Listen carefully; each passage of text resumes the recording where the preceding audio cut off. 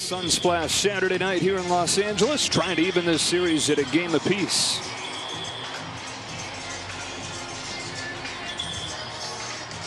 And the lineup that'll face off with, driven by your helpful SoCal Honda dealers. The Reds have Elly De La Cruz leading things off, and then TJ Friedl in center field hitting second.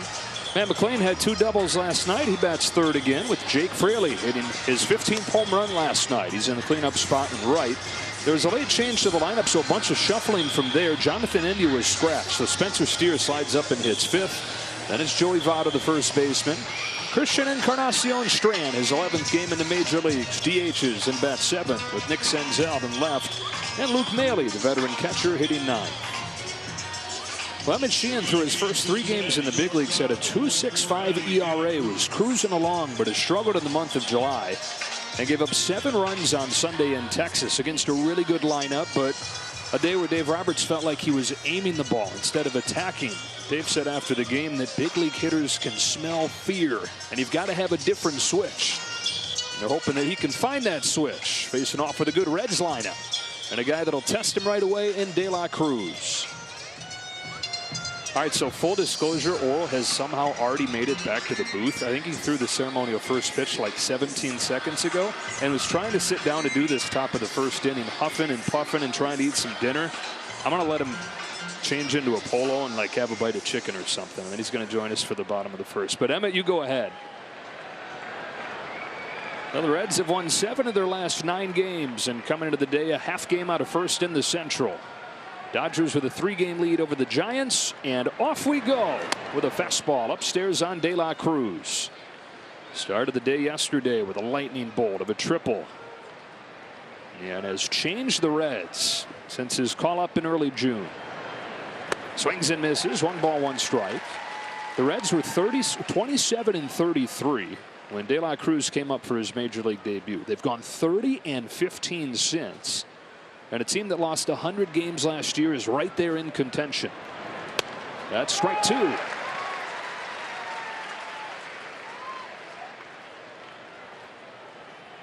'23-year-old Emmett Sheehan, born in New York, grew up in Darien, Connecticut. 7 start in the big leagues, home of the 1-2, and it's in there for strike 3. De La Cruz looking for something else, and he got the first breaking ball of the game. And so a strikeout for Sheehan. If he and the Dodgers get 10 of those today, everybody's going to get a free Jumbo Jack tomorrow with the purchase of a large drink. 1 gone in this first inning, and TJ Friedl to the plate. Now, the Reds have all these superstar young players coming up and setting the world on fire this year. And then quietly there's TJ Friedl, who is undrafted. And as a 27-year-old in his 3rd year in the majors, sticking in the major leagues for the first time, and not just sticking, but man, he's hitting .283. Knocked in a couple runs yesterday, and in the middle of this dynamic lineup finds himself hitting second most days. Sheehan home with an 0-2, and the dirt for ball 1. And for Friedl, though, he's really been flying under the radar a lot of his baseball life. He was a good high school player, but not very big, didn't have any offers, and so he talked his way into walking on at Nevada. On this 1-2 from Sheehan, pops it foul. So he gets to Nevada and was so under the radar there that nobody even knew he was draft eligible. He didn't even know he was draft eligible, and so even though he was a good player, unselected, signed a free agent contract, and a few years later was in the major leagues. Another 1-2 from Sheehan. Goes behind him and somehow misses him. That evens the count 2-2.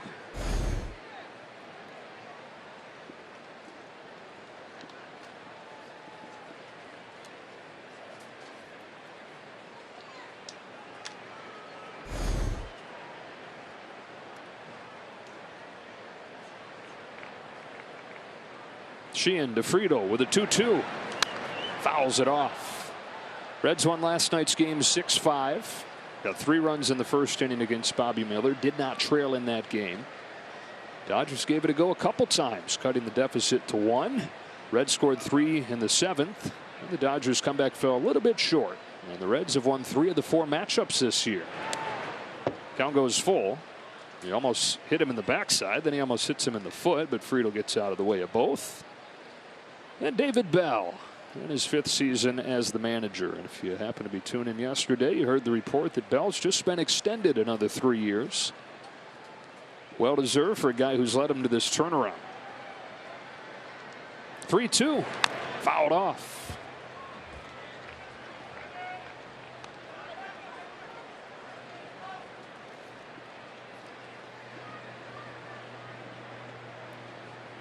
So the 9th pitch coming here to Friedl.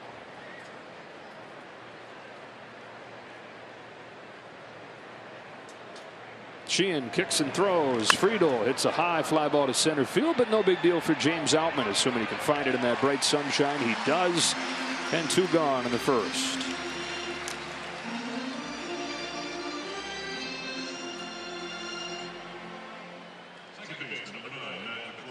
And here comes Matt McLain, who came up in mid-May, and since his debut, 3rd in the National League in hits after he got 2 more of them last night. A pair of doubles for the Beckman High School product in Irvine.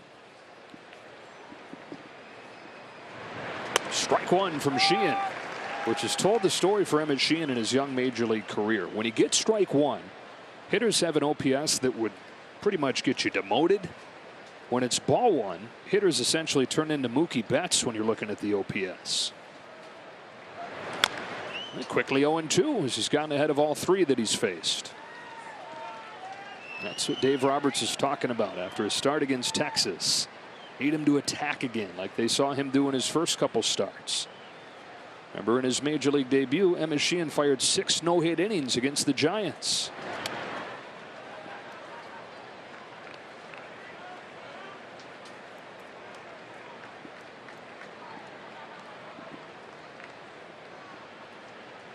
The 1-2 pitch.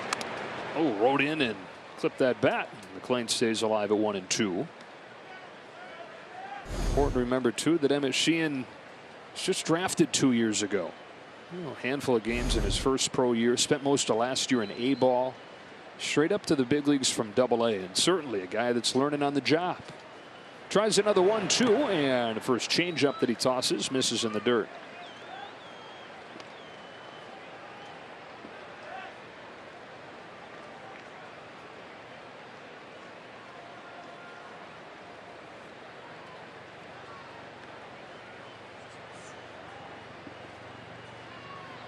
Rookie against rookie. Sheehan to McLain.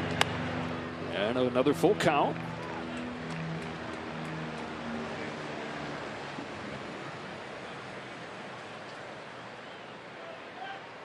No score, top of the first inning. 20th pitch from Sheehan is a fastball that gets him swinging. 1-2-3 first for Sheehan. Bookend K's, and the Dodgers come to bat against Luke Weaver. And Oral joins us when you come back. The first half of the first inning, so yeah, you gave me a little time to dry off and change. Congratulations, bud. Thank you so much. You did an unbelievable job. I wouldn't have had it without you emceeing it. Lineup for the Dodgers today driven by your helpful SoCal Honda dealers. Mookie Betts tweaked his ankle last night, dodging that pitch late, and so he's out. And they're saying it's no big deal. He's just going to have the day off today, so David Peralta leads off. You see the rest of the group there. We're going to face off with Luke Weaver, who is really struggling this year. He pours in strike 1. Major League worst 7.20 ERA for the 8-year veteran, the former first-round draft pick of the St. Louis Cardinals a decade ago. Peralta slaps a bouncing ball left side that scoots onto the glove of Spencer Steer. One of the trickle downs of that lineup change earlier where they scratched Jonathan India was Steer moving to third base, and it's an error to open the night.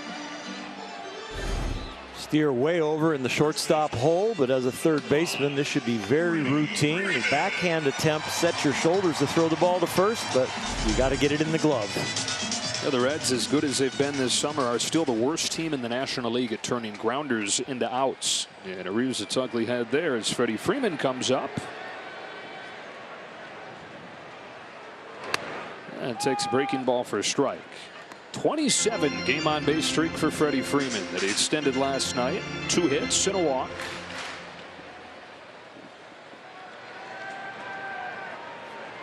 On this 0-1 from Weaver, fouls it off, strike 2.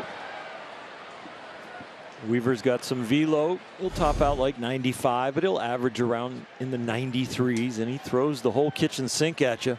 But not a lot of this kitchen sink has been cleaning many dishes. He has that huge ERA and gives up a lot of home runs. The highest home run rate in the league. That's a roller left side. Gives Steer another chance. This one he gets to and feeds McLean for the force out. That's a sweet play as far as a redemption compared to the error. And that is not easy to make that backhand toss to a moving second baseman. And all of a sudden you're about 25 feet from the bag. That's an accurate play right there to give it to McLean to get the one out. These first two plays have looked a little bit like yesteryear before the shift ban.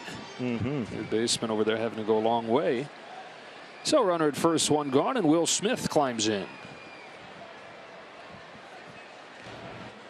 It's been a little bit jarring the last few days seeing Smith strike out.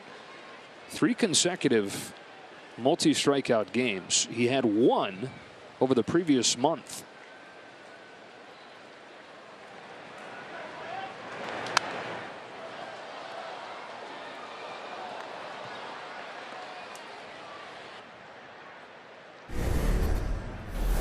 Oh, we were talking about Mookie Betts last night tweaking his ankle. This is the pitch that it happened on. And again, they said no testing is even needed, just a little bit sore right now, and figures to be back in there tomorrow. The first time the Dodgers have been without Mookie Betts since May 21st, 54 consecutive games. And by these days' standards, that is a complete Iron Man. Yeah, he used every bit of his flexibility to stay on his feet there. A lot of guys would be flat on their back, but flexibility, strength, and athleticism kept him afloat. Might have been better if he wounded his backside compared to tweaking that ankle.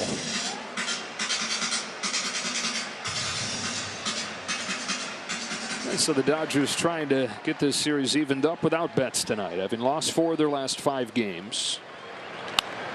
That's flied into center field. Friedl was back at first. Now steps into the shadows and makes the grab.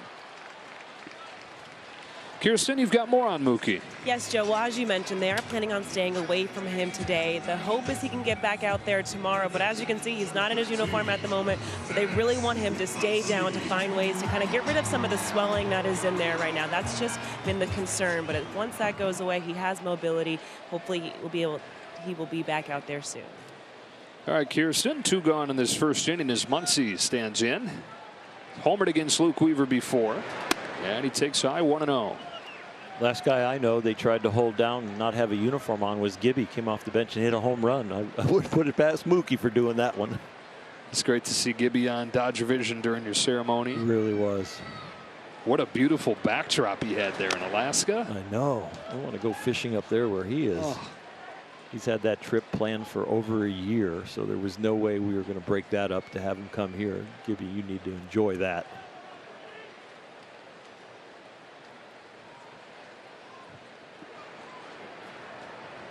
Well, Muncy trying to snap an 0-for-9 skid that comes on the heels of homering in 3 games in a row. On this 1-1 pitch, takes outside, ball 2. Well, the Dodgers as a team, back-to-back games, no home runs. This season, when they don't homer, they're 4-18. So yesterday they had 18 base runners, but no home runs, and wound up losing by a run. Muncy hits this ball hard, deep right field. There it goes, home run on cue, 2-run shot.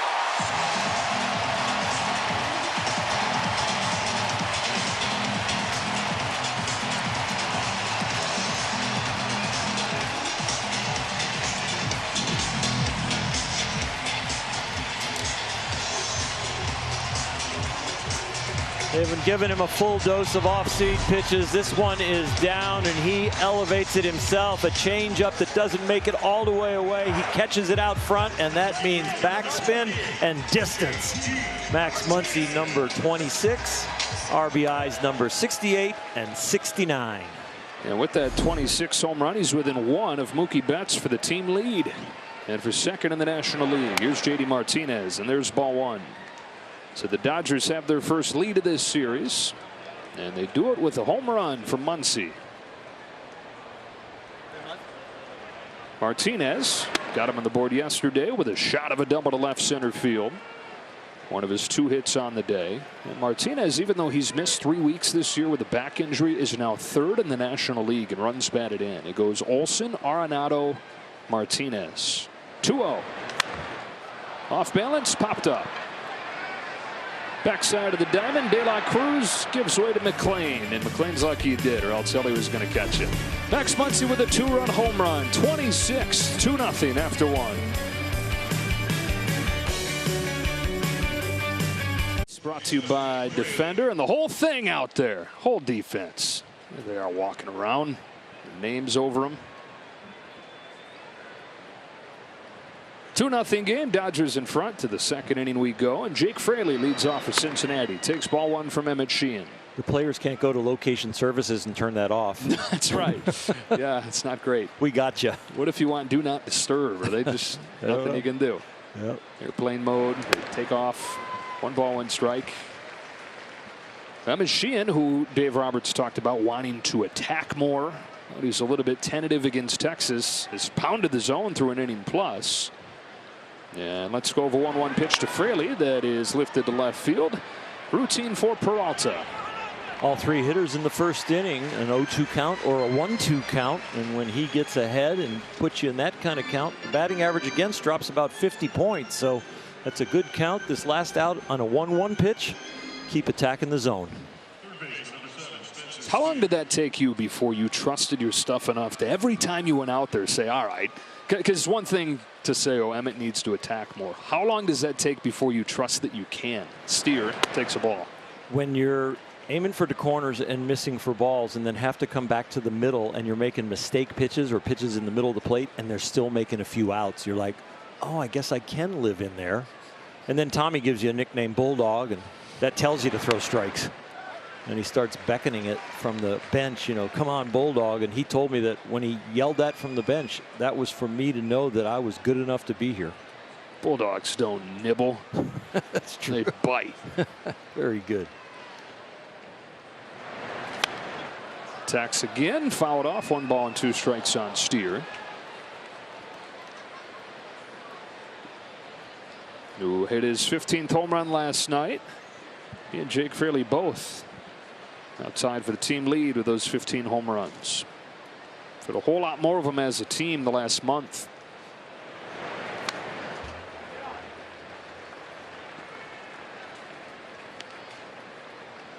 Emmett's learning on every pitch, and the most important thing for him is not success or failure, but to really learn and take inventory of what's happening so that he can continue to progress as a starting pitcher. If you have no idea what's going on out there and you do well, it's like it's hard to repeat. Then you need your pitching coaches. You need to go back and review the game and start to feel. But if you can feel it and learn on the mound, it's such a much deeper learning process. Home of the 2-2. Fastball rings him up. 5 up, 5 down, 3 Ks for Emmett Sheehan. The basic solid fastball, outer half, gets it done. That'll give you some confidence you can live in the strike zone.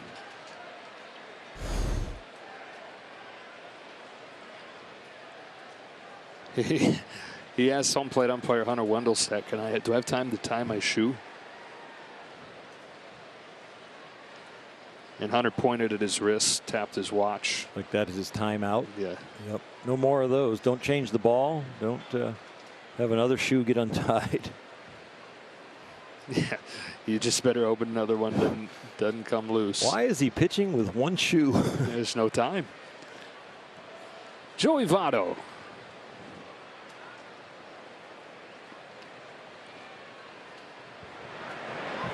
Who is a baseball historian. And I don't know if you noticed, but during your ceremony, he was out in right field doing his pregame stuff, but very clearly paying close attention to all the tributes. Oh, that's very nice. You know, a lot of the guys up on that screen, because he has played so long, he probably almost played against or followed when he was a kid. 2 balls, 1 strike. You didn't miss him by that much. 5-6 years from the time you finished to the time he debuted. When did he debut? 2005, 6? 17th year, so 06. I was out in 2000, like mid-year. Okay, so you're quite a bit older. Thanks. 2-2 on him. Well, he has been amazing to watch. Yeah. He's just a hitting savant. And the way he's evolved, he's been like 4 different guys throughout those 17 years. Yeah, he leaves no stone unturned as far as the mental side and the physical side of hitting. I mean, there was a year where we saw him come in almost into the batter's box, put his bat straight down like you were going to spin around and get dizzy, but just remember he would just kind of meditate over his bat. 3-2 from Sheehan. He takes ball 4, and at the peak of his powers, this is what he does better than anybody. Attacks and hammers strikes, and if it ain't in the strike zone, he's not budging. 7 times he's led the National League in on-base percentage. And when you talk about the evolution of Joey Votto as a hitter, remember when he broke in, he was pounding the ball. He was a home run hitter, but then he started to deal with knee issues, and that patience developed out of necessity because he just couldn't hit the ball as hard for as much damage as he did when his knees were right. And so he became much more patient, became an on-base guy. That's fluctuated in recent years as he's gone back to hitting for power again. But one thing has never changed, and that is he obsesses over the art of hitting, and he typically finds a way to excel at it. 1 ball, no strikes on Christian Encarnacion Strand. From a guy with 17 years in the big leagues to a guy with 11 games. Fouls it back 1-1.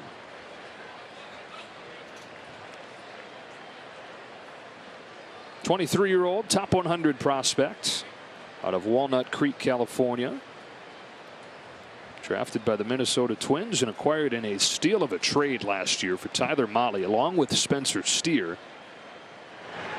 Fouls this one off, and it's 1-2. He's the 12th Red to debut this year. It's the youngest group they've put together since 1970 when they won the pennant with the seeds of what would become the Big Red Machine.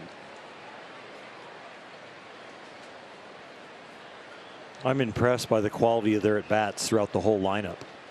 They just seem very mature for their age. On 1-2, Encarnacion pulls one left side. That is Rojas in short left field, and off of the bag comes Taylor. Throw is a little bit wide. Taylor couldn't hold the bag, and the inning continues. Miguel Rojas going over into the 6th hole, and the toss is fine. The pace, he's just trying to throw it accurately, but hooks it a little bit, moving away from the bag. Chris Taylor, are they going to look at it? Nope, they're going to play on. So he does pull his foot as far as the Dodgers reviewing it themselves. They needed Freddie Freeman over there with the first base glove. Freddie Freeman at second base. That'd be a sight. It's like DJ LeMahieu. 2 on, 2 out, and Nick Senzel gets an opportunity here out of the 8th spot. Pops the first one that he sees to James Outman, who will drift back and put an end to this 2nd inning.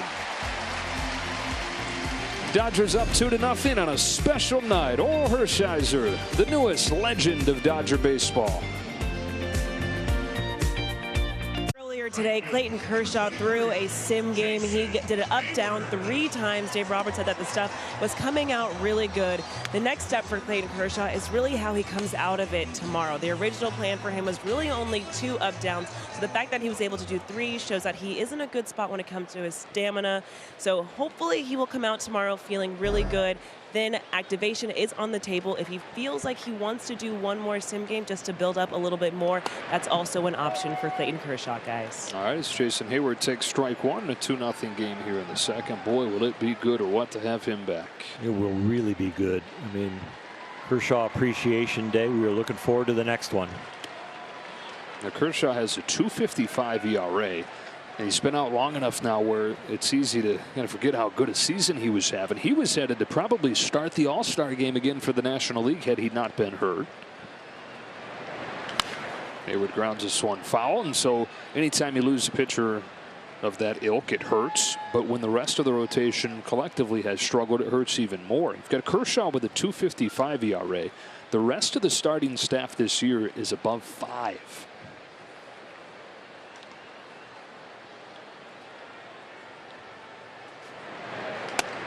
Ball, 2 strikes. You would be if he qualified at this point. And obviously doesn't because doesn't have enough innings with the IL time. He would be the ERA leader. The 1-2 pitch. Hayward bounces it to first. There's Votto. It's unfair to say Clayton has made a huge amount of adjustments in his arsenal. It is still really the fastball, slider, and curveball that has really buoyed this Hall of Fame career. But he has made adjustments physically, in workouts, in preparing himself so that he is ready for his day to pitch. But as far as the stuff, maybe just a little bit more up fastballs, a few more arm side fastballs, but still the foundational pitches are the same. He has not had to completely reinvent himself, and that is really amazing when you think about everything that he has done. Decade and a half. James Outman, 1 ball, 1 strike. A disappearing slider is disappearing no matter what speed he throws it. And that fastball location, no matter what speed it's been, it's effective because he hits his spots. He's maddeningly, is it the right word? Maddeningly. Don consistent. Mattingly. Yeah, Mattingly. Yes, that guy. But he's so consistent. It's ridiculous. Outman pops it up. And out of play. 2-2 on James Outman, who's reached in 10 of his 16 plate appearances on this homestand after he came off of the bench last night and along with David Peralta triggered that surge in the 8th inning to get the Dodgers right there. Fell a little bit short. 3rd in the National League in on-base percentage in the month of July. On a 2-2 from Weaver, leaves it upstairs and the count goes full.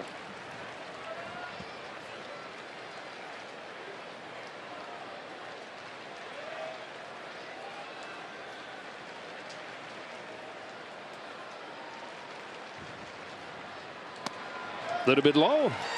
Outman takes another walk. And he lately, if it's off of the plate even by an inch or two, there's no budge. Well, short and quick has turned into long and patient. And he's got plenty of time now to track the ball. And it's really probably the smallest infinitesimal second that he's waiting longer. But to him, it probably feels like that is so much time. And I am so comfortable in that place. First walk issued by Weaver.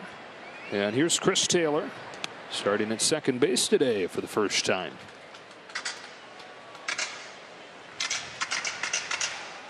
In left field yesterday, went 1 for 3 with a walk and has reached in 9 of his 10 games since coming off of the injured list. Missed close to a month with a knee issue.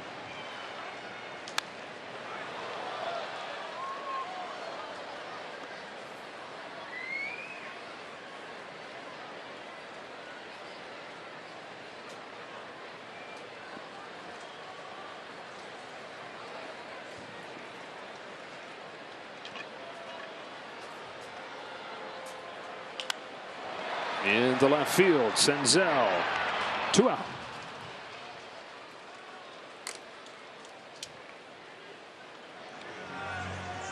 And here's Rojas. Shortstop, number 11, Miguel Rojas. I don't know about you, but every time I see this guy step into the box, I feel like something good is going to happen. I feel really good about his approach, his confidence in the box, and I know the batting average doesn't show it. I feel like he's going to be like Kiki Hernandez. He's going to be like Chris Taylor. I think in the big moments when we get to the playoffs, and hopefully we're there, I just feel like he's going to do something special.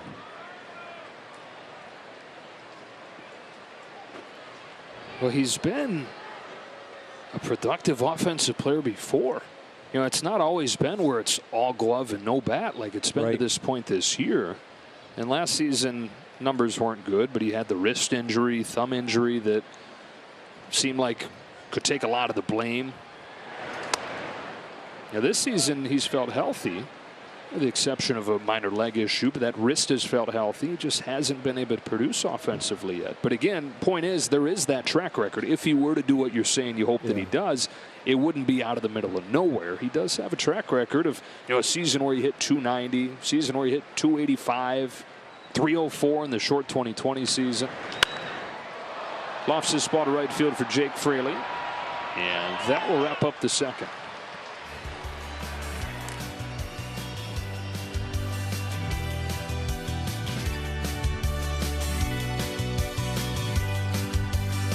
Dodgers trying to even this series at a game apiece after the 6-5 Reds win last night. Hot day, but the sun has gone down, and a comfy night with a bit of a breeze.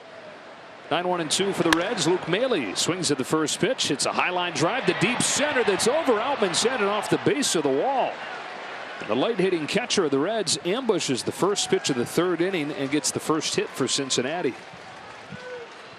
Well, you watch a young man on the mound that's learning to attack, and he is attacking successfully tonight, so you don't leave the on-deck circle and not be swinging. You hunt that first fastball. Outman runs a perfect route and gives up on it at the perfect time to get that carom in. Routine double, didn't turn it into a triple. So back to the top, and De La Cruz, who struck out to open the game.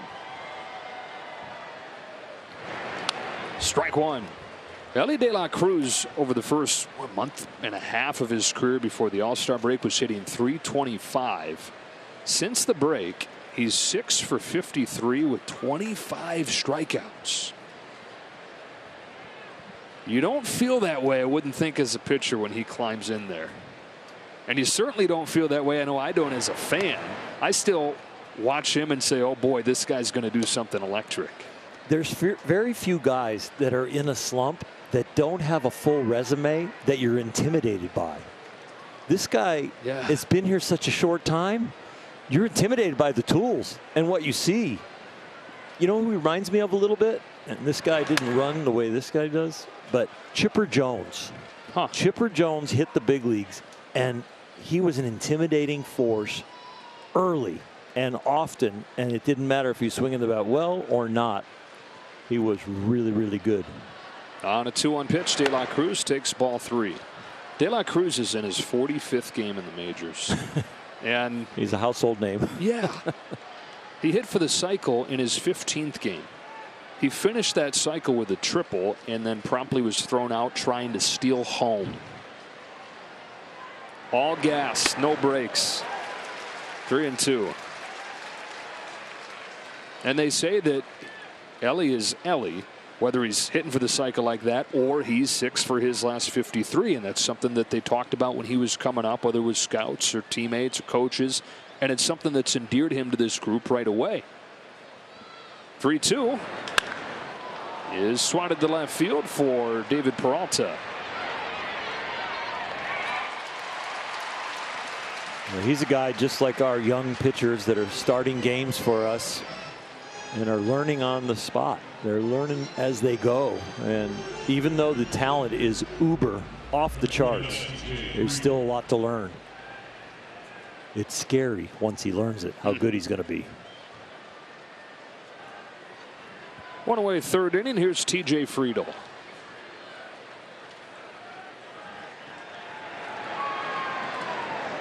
We were talking about Friedel's story a little bit when he came up in the first inning, but really a one-of-a-kind story.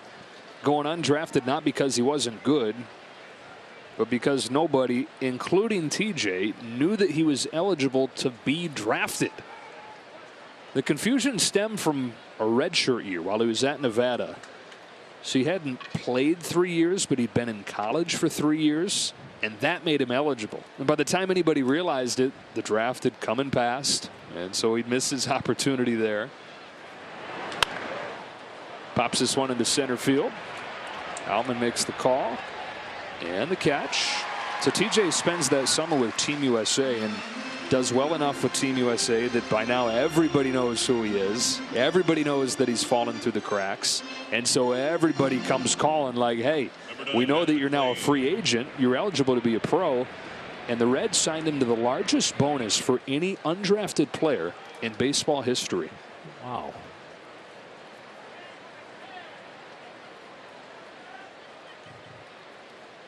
Two gone in this third after the leadoff double, and it's up to Matt McLain, who takes a strike. It sounds like he didn't have an agent, because the agent would have known you're eligible for the draft, or the agent would get fired. Well, he wouldn't if he didn't think he was eligible. he wouldn't have known he could have had an agent. Yeah, but somebody should have been tracking him a little bit. Right? A scout saying, I like this guy a lot. What's he been doing? Where's his eligibility? You know, how many years has he played? Somebody should have tracked that. Yeah, like go to NevadaBaseball.com and check the bio page and see that he's been there for 3 years. Yeah. I don't know. You got to have a guy for that. You got a guy. Nobody had a guy. No guys. I can get you a reservation, but I can't get you drafted. Because I got a guy. Yeah. But that's good. Until I'm eligible, I'll just sit here and eat. Yeah. Struck out his first time, one of the 3 for Emmett Sheehan, first time through the lineup.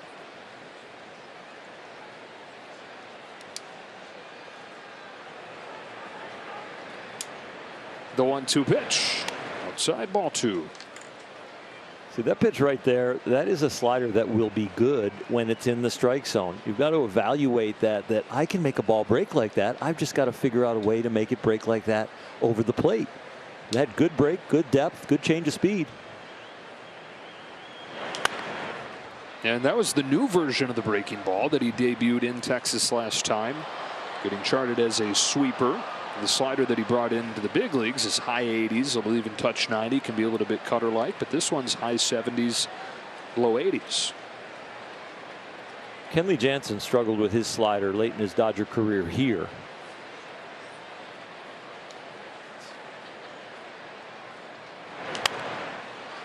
And one spring training, there was a bunch of us pitching guys kind of watching his side work, and he was getting frustrated, and we all kind of gathered around him, and we were looking at his grips. And then somebody suggested that, all right, you're going to throw a slider, but I want you to take this curveball grip. And so he would think slider and throw the pitch with a curveball grip, and all of a sudden his slider was back. And so really interesting, all the different solutions you can come up with. So Sheehan might have a curveball grip now, because that ball does break a little bit like a curveball, but he's throwing a slider. And it looks like to me, because of the break, he's getting more to the front of the baseball, that's where you need to get to throw a curve. And he throws so much from the back of the ball with that mysterious fastball of his that it's work to get to the front of the ball on the slider.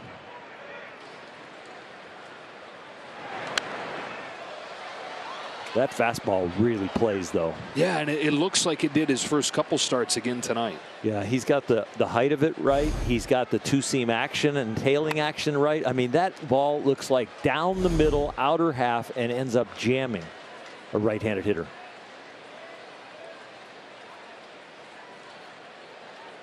Trying to pitch around the leadoff double. Klain making him work. 2-2 again is cut on and miss. You got a chase on the tighter slider. And that's that for the Reds in the third.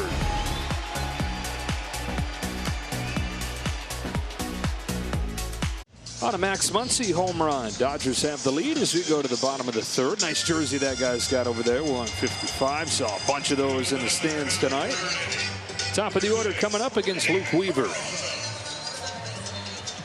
David Peralta, who's hitting leadoff for the second time this year. If it happened to just tune in, he's saying, what in the world? A Mookie Betts down tonight with sore ankle.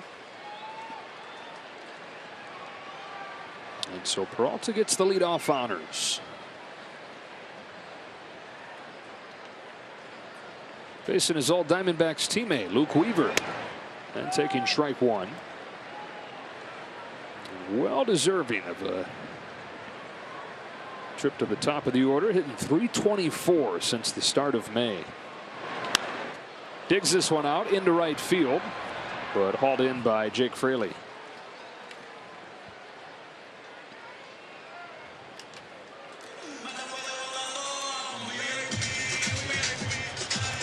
And here's Freeman.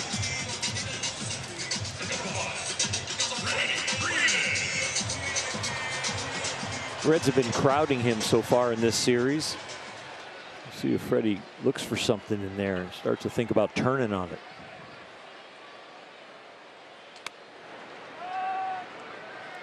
Change of scenery right there on the first pitch, going away.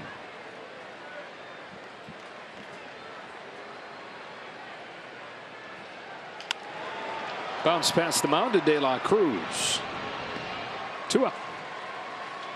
They showed him away, and then they were going to pitch him in. But they felt like they were in there enough that maybe they should start away, get him off of it, and they got back in the kitchen. 16, Will Smith. Smith fly to center his first time, 0 for 6 so far in this series.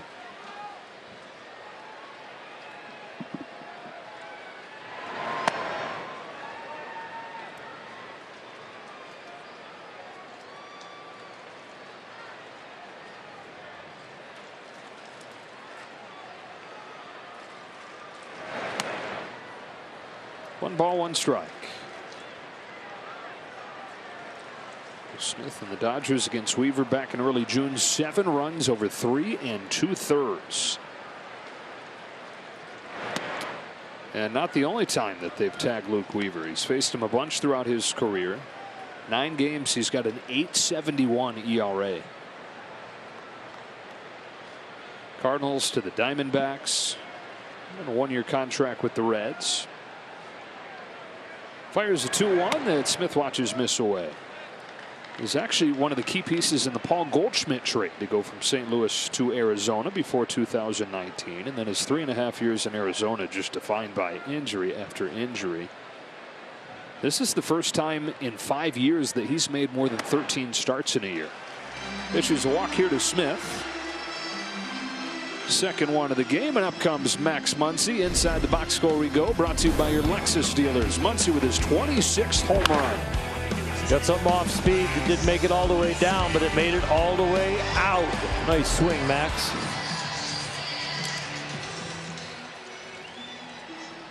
Snapped an 0 for 9 for Muncy. Yeah, it was his 6th home run in his last 11 games. That one found the bat.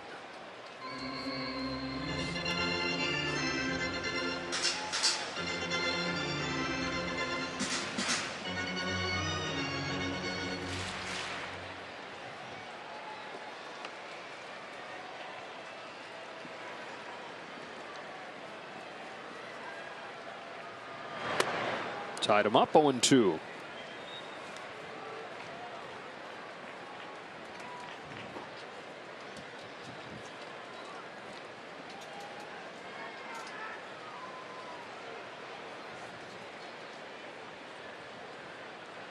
Smith at first, 2 gone, and an 0-2 to Muncy is up and in. Ball 1.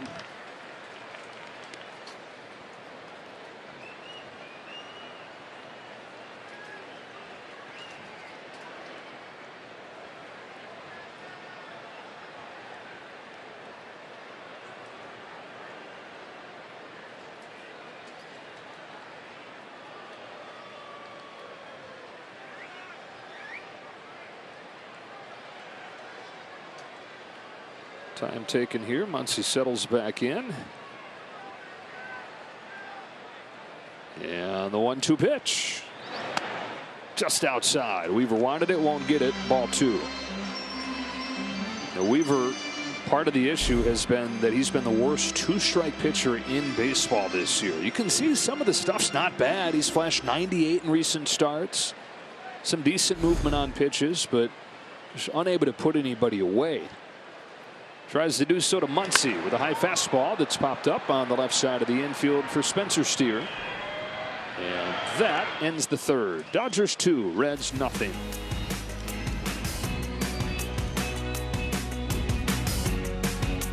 Back here to Los Angeles. Dodgers with a 2-0 lead on a special day. Get it together, Davis. Special day, and man. You want to know how much you mean to people? Look how many people traveled far distances to come here and be part of this day and watch you fire one more strike. Fired it right out of the frame. It's called an ephus. Yeah, that ball really sank. It was gravity. Jake Fraley takes ball 1 from Emmett Sheehan. Sandy Koufax making the trip from across the country. Yeah, it's just so special to have the guys here, and Sandy and Jane right there. They came all the way, all the way across country. Tim Belcher came from Ohio. Dave Anderson came from a long way. There's just was really special. Rick Honeycutt came from a long way. Your first catch partner, huh? Yeah. In the big leagues? Well, yeah, and the one that really was studying what Sandy was teaching us, and Dave Wallace was also, and Ron Peranowski, but we just would grind on it together and play catch, and really working on our sinkers, making the ball move and throwing the ball properly so we could repeat it. You guys got here, like he got traded here, and then you came up weeks later, right? Yeah, I mean, he was one of the veteran leaders. Rick Monday, Jerry Royce, Bert Hooten. There was a whole bunch of guys that took me under their wing and helped me at a tremendous level of just teaching. And you know, Rick said in his speech, Rick Monday said, you know, you were a pain in the butt. He usually uses a different word. Tail. But yeah, tail. Yeah, he would just. I would just ask so many questions, and you know, that's just my makeup. My parents taught me that way. Fraley climbs the ladder to get to that one, lines it to Hayward for the first out of the fourth. But Sandy Koufax is the foundation of pitching wisdom in the Dodger organization, and it has moved to data and all the different things as far as measuring things, but as far as how to throw a ball properly, Sandy in my day, and then it continued on with Rick Honeycutt being the pitching coach here for so long, and Dave Wallace doing his thing in the minor leagues and at the big league level. And then Mark Pryor now. There are ways to measure what a ball is doing and how to throw it the best way, but there's verbiage and vernacular and body positions that you're also trying to show guys. Well, pop up to Freddie Freeman. Spencer Steers retired, and there's a lot made these days about the Dodgers player development system being the envy of baseball, but this goes back generations. It really does, and this generation of baseball development people have improved on what the people did in the past, but they respect what was going on in the past. So it's a great combination with Andrew Friedman at the helm. It's a great combination of old school, new school, and whatever school is coming. They are not stopping with what they are doing. And our player development system here, they not only are developing young men as baseball players, but they're developing young men with character that can deal with the pressures of the big league, can deal with slumps like James Outman, can deal with being sent down after having success like Miguel Vargas. He'll be back, because our player development people really get it. But it has to come from the top. The goal, the mottos, they have to come from the top, and then everybody else has to execute it. Votto hits a fly ball to right field. Big swing, little fly. There's Hayward. There's a 1, 2, 3, 4 for Emmett Sheehan.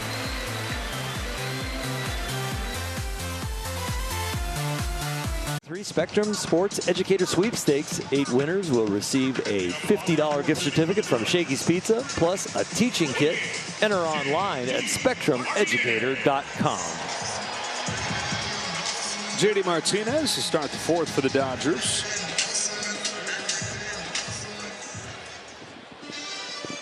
Now Martinez has faced Luke Weaver 4 times head-to-head, and he's homered twice, including against Weaver back in June when the Dodgers got those 7 against him in 3+. 1 ball, no strikes.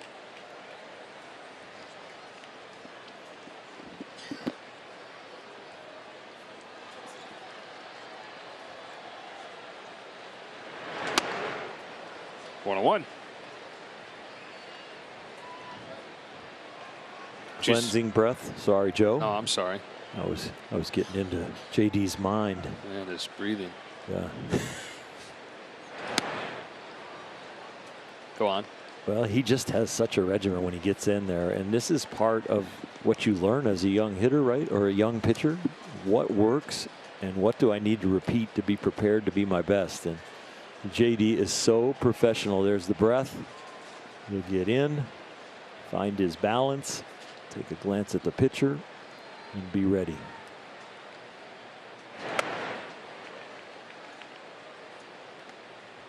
And everybody had to do it, right? With the pitch clock, everybody had to be ready at a certain time now, so they had to adjust.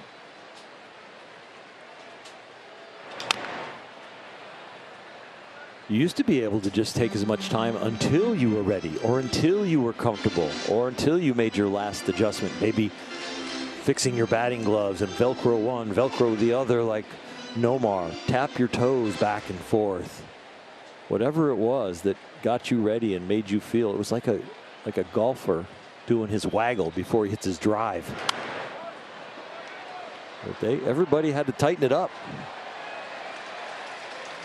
But you know what? It was a really good change. Aren't you enjoying baseball so much more? Do you think that, because there's been some talk about having a flat 20 seconds in the postseason, you like that idea, or you say keep it exactly how it is? I don't mind that idea if it was a multiple choice test. The other part I would possibly change is I would think about when it's a save situation or a tie game, we go to a flat 20. Because we've already differentiated that part of the game statistically. That's a shot up the middle that Matt McLain gets to and makes a heck of a play on. I don't think we want to go to a flat 20 when the score's 8-1 and we're in the 5th inning or the 3rd inning. But I think there's a way to kind of say this is when the game is most important and a few more seconds are okay every pitch, whether there's a man on or there's not a man on. And I think relievers can use that because they are full bore every pitch and they're going to be in the most dramatic situations when the game is on the line. So you might be able to differentiate it with a window of tie game or save situation. Good change up there. 0-2 on Hayward. But I like that baseball doesn't have their shoes in cement and they're willing to think about it and talk about it, because so far with all the research they've done and what the changes they've made, they have got it right. And there was so much speculation. Are they going to get it right? You have to go back to the 1950s to find this much run scoring action packed into games of this length.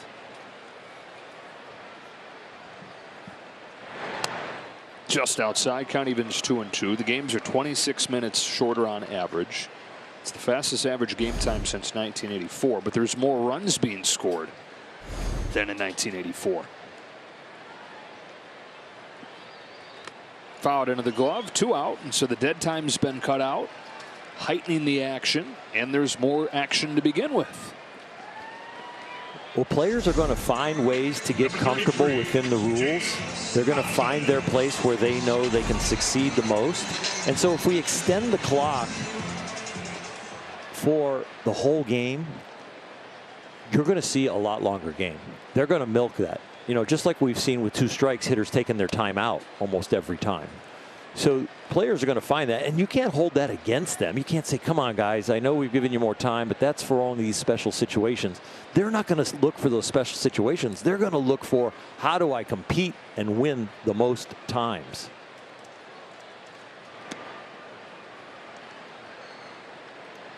And so if there are changes, you know, I hope baseball really takes the commissioner's office and all the people that are in charge of looking at the rules and what adjustments need to be made. I hope they do the same studying they did coming into this.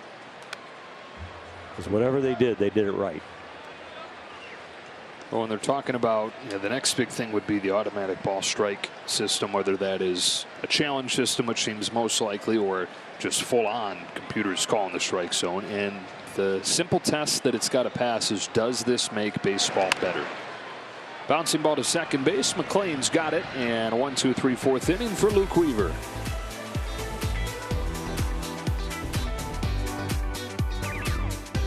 It's brought to you by your Southern California Toyota dealers. The Coogee. Oh my! This is not the original Joe, but this is what is it called? A duplicate? No, it's the original. Just go with it. It is. All right, come here. Look. I got a friend up here in the booth, but that's okay. He's been there all year. No, he's been there. I have no idea who it is. He started here as a baby. He's grown. It's been a good year. We got the sweater with us. Encarnacion takes a strike. Dodgers up 2-0. Max Muncy hit a home run in the first inning, and Emmett Sheehan, after giving up 8 runs to the Rangers, just 1 hit through 4 innings against the Reds. And he is attacked right from hitter one. He really has. And both these starting pitchers come in here with resumes that you're like, this can't be a pitcher's duel. But with Muncy's home run, Dodgers up 2-0. Emmett Sheehan making it stand up. All right, you got Sheehan, who comes in with a 6.75 ERA. Yeah. Weaver's got a 7.20. Both guys have been bailed out by extremely good run support this season. Together, they're above 500 even with those ERAs. But today, holding their end of the bargain.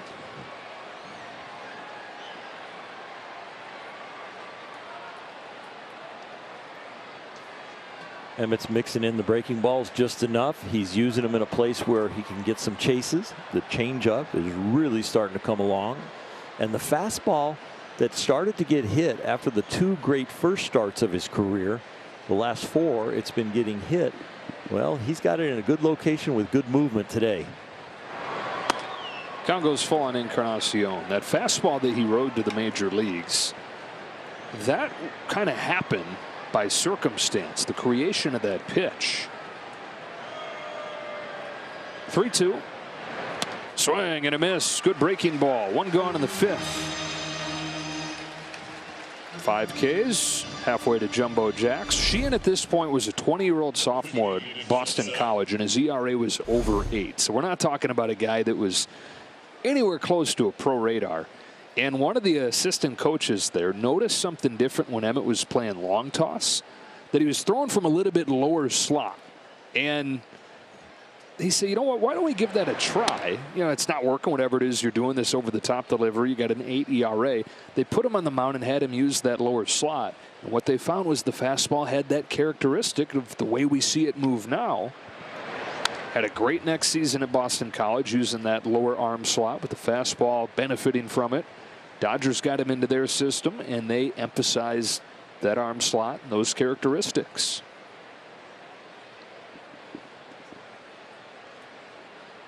Tip from a coach who was watching him play long toss. 1-1 to Nick Senzel is popped up into left. Peralta, look out, Rojas, 2 out. Pretty easy communication, but sticking with the play all the way through, Miguel was.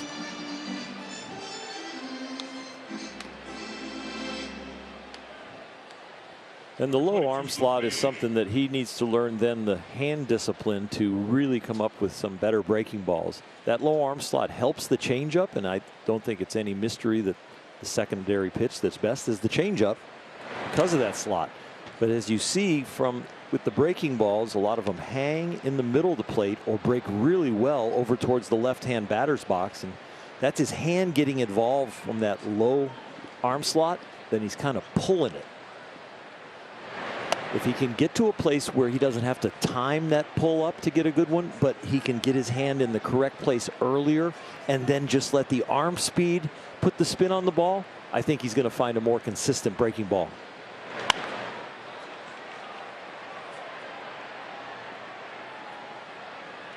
When Sandy Koufax showed me the curveball grip that he used and I started to incorporate it, the one thing that I did is the deeper I put it into my hand, the more it started to lock my wrist. And the more it locked my wrist, the more consistent the break got because it took my hand and the pulling action out of the pitch. But the more the ball was out away from my palm of my hand and in my fingers, your wrist works more. And now you have this wrist action that you actually almost have to time up with the pitch. Now, when you have that wrist action, you can throw these most amazing curveballs ever, but maybe only 2 out of 10 are amazing and the other 8 are like, where's it going? And so you have to kind of find that ratio of good enough and consistent enough. Mayalia's got the lone hit of the game for the Reds. Not going to get a second. Jason Hayward makes the grab, and we're halfway home in a 2-0 game.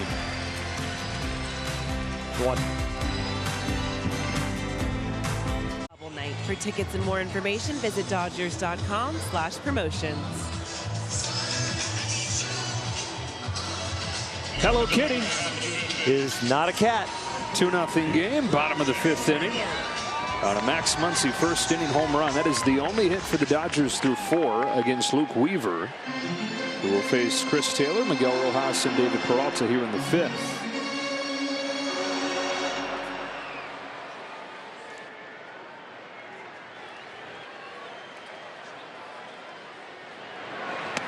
First pitch breaking ball misses. Luke Weaver trying to record an out in the 5th inning for the first time in 4 starts. And barring something tragic here, looks like he's going to do that. 29-year-old from Florida, as Chris Taylor sends a ball way up there to left field. Senzel's going back to the track with room. It's one of those careers you just wonder what if. You know, first-round pick out of Florida State, where he's one of the best college pitchers in the country. Made it to the majors when he was 22 years old. And 3 good years in St. Louis. We mentioned a key piece of a big trade, Paul Goldschmidt. But injury after injury. And Weaver, who it feels like has enough of a history where he should be like 35 or 40 at this point, still just 29 years old, trying to prove that he's still got it. And pitching for his spot on this roster with a couple key pieces set to come back soon for the Reds. Ball and a strike on Rojas. Hunter Green and Nick Lodolo both due back in August. And we'll see what the Reds do going into the deadline.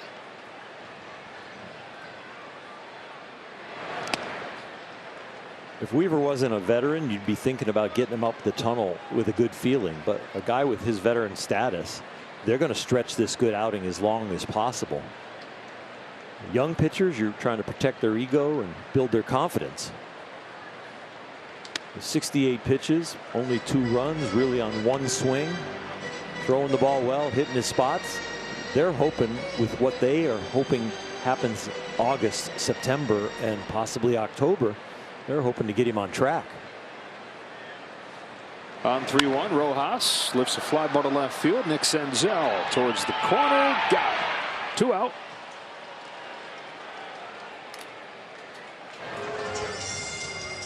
Caleb Ferguson getting loose. Top of the order due up for the Reds. And speaking of getting a young pitcher up the tunnel with a good feeling.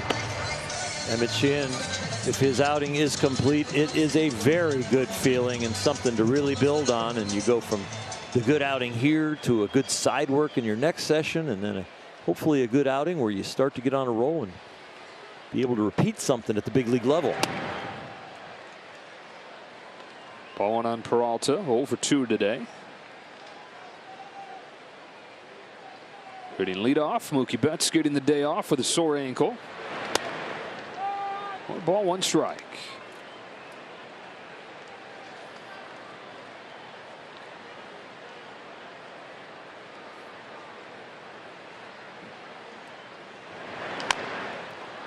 Over the mound to a charging De La Cruz. Inning over.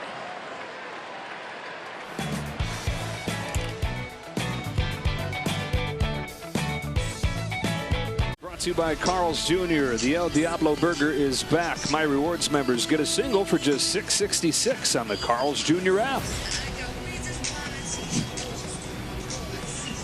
There he is.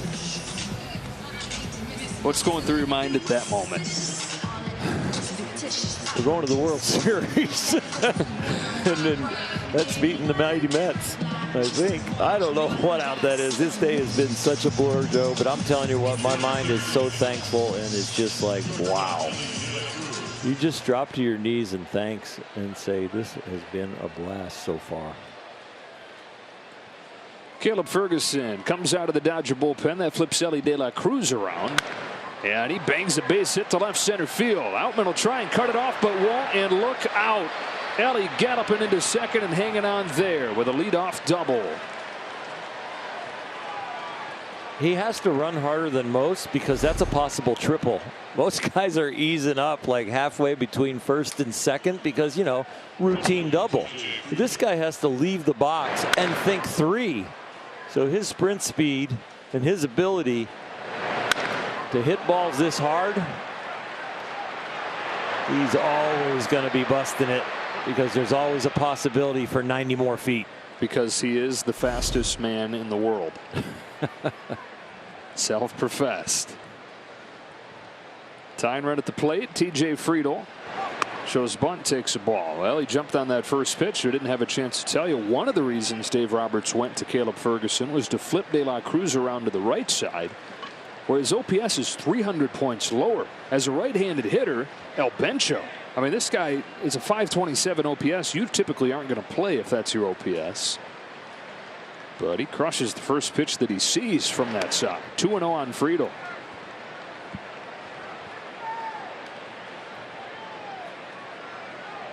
Man on second, no out. 2-0 game. You got to sacrifice the 90 feet now if you're Ferguson. You're just looking to get outs.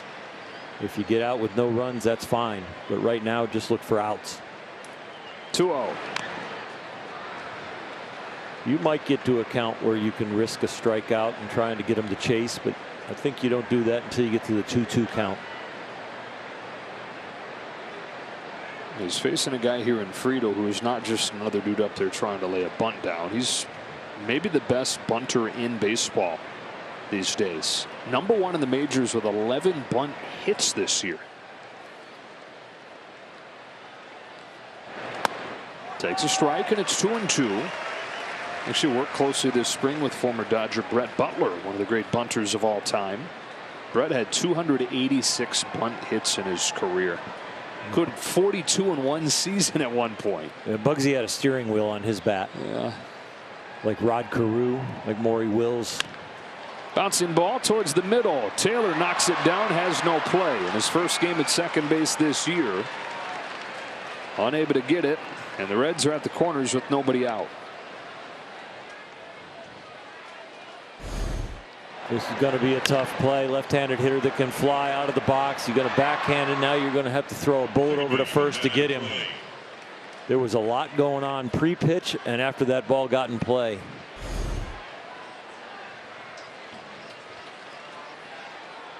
First time the Reds have had 2 runners on tonight. And Matt McLain, who had 2 hits yesterday, has 2 strikeouts today. That's ruled a base hit, by the way. Ferguson home to McLain with a breaking ball that got the call. Dodgers playing the infield back. They're going to sacrifice the run to get an out, maybe a double play. With De La Cruz's speed at third, there's no sense unless you're going to bring him all the way in. And why would you do that with a 2-0 lead? 0-2. We've seen Fergie rise up and pitch out of situations like this that are other people's and his own. De La Cruz at third after his leadoff double. Friedl at first with the infield single. And Ferguson home with an 0-2 pitch.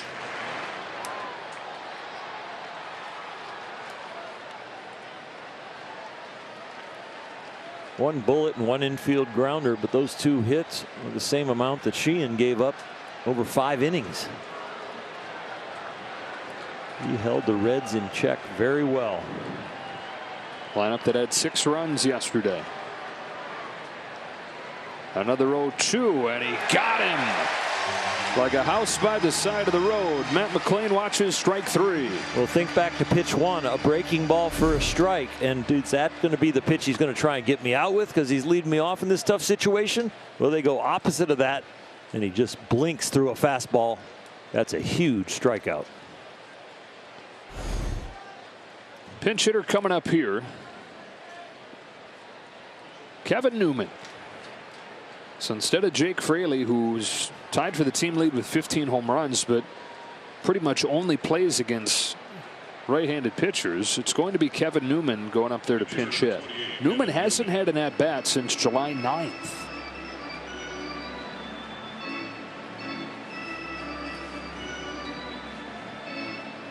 That's long enough where you're looking down at your roster and your score sheet like, okay, he's still on the Reds. There must be some confidence that he can get the ball in the air, maybe push across 1 run. A little more confidence that he hits left-handed pitching better than Fraley.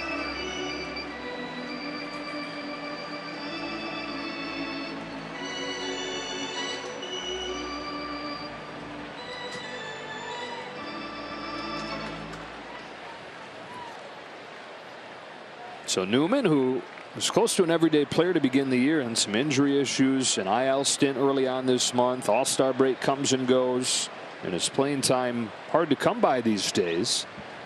Off of the bench here with the tying run aboard and one away in the 6th.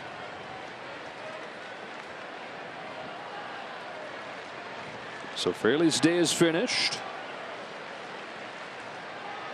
And the 30-year-old Kevin Newman, after 5 years with the Pirates and his first year with the Reds. On a 1-0 pitch. Takes in the dirt. Good stop by Smith.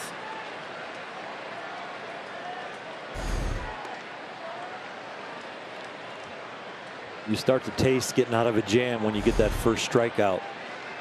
Then you get to this guy, and you got to still get to a point where the hitter gets himself out. You don't want to keep trying to get him out. You got to attack him in the strike zone right here.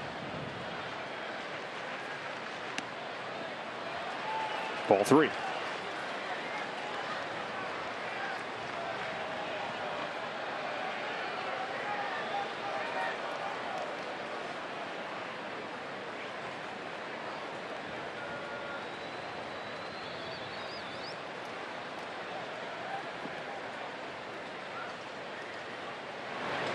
There's a strike.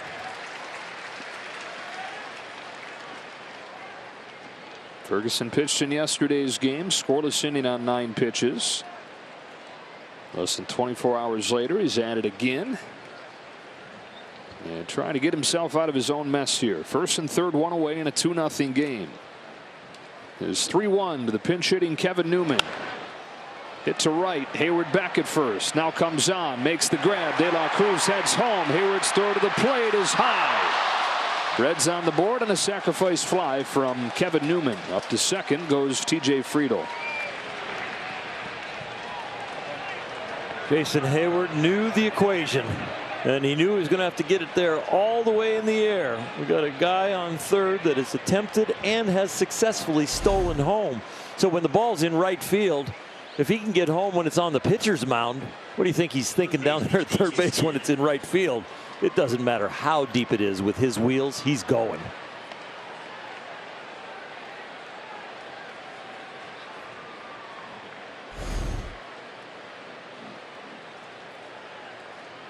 So it's a 2-1 game. Tying run is at second in the form of Friedl, and here's Spencer Steer. Team leading 15th home run for him last night. The rookie's 0 for 2 today. First pitch. Caught the corner. Strike 1. And look who it is. Joe Kelly getting loose for his return to the Dodgers. Took his sombrero off, put his baseball hat on, and is getting ready.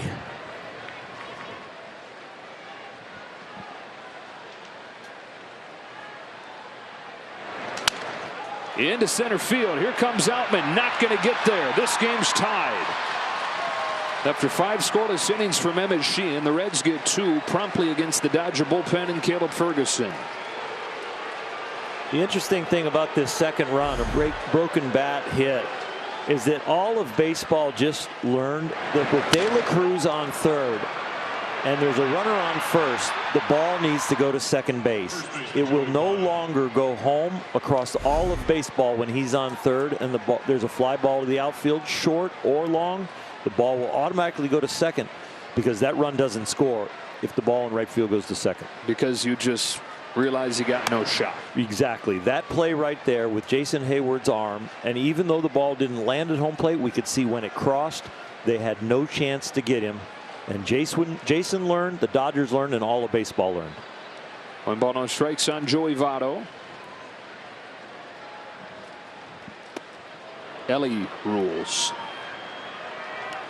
Well, you're talking like Ricky Henderson. You're talking Vince Coleman. You're talking some of the fastest guys that have ever played this game, that you have to adjust your strategy, and especially if you're an outfielder or an infielder and the ball's hit to you.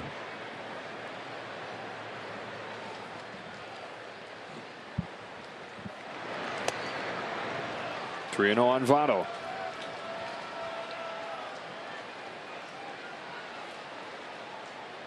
Ferguson's a little frustrated out there. He hasn't had an outing like this in a long time. We saw that with Yency Almonte, guys that have been on a roll for a long time. Sometimes it creeps up and you don't find it, and right now he's kind of lost it, and he's got to figure out a way quickly to get it back. It's going to do it for Caleb Ferguson. He walks Joey Votto, and Joe Kelly is going to come in. And his first appearance as the Dodgers coming in the heat. Reds have tied the game. They have the go-ahead run in scoring position, and here comes in a Dodger uniform again, Joe Kelly.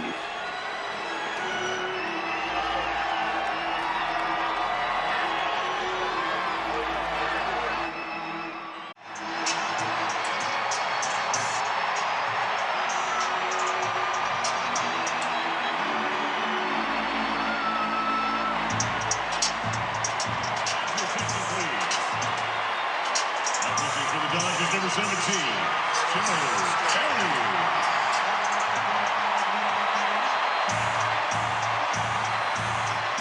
You would have thought this is Shohei Ohtani running out of the bullpen in the Dodger uniform. Joe Kelly greeted like a hero in his return to L.A. And he's into a big spot immediately. 2-2 game, first and second with 2 gone, and Christian Encarnacion Strand at the plate. And a strike at 99.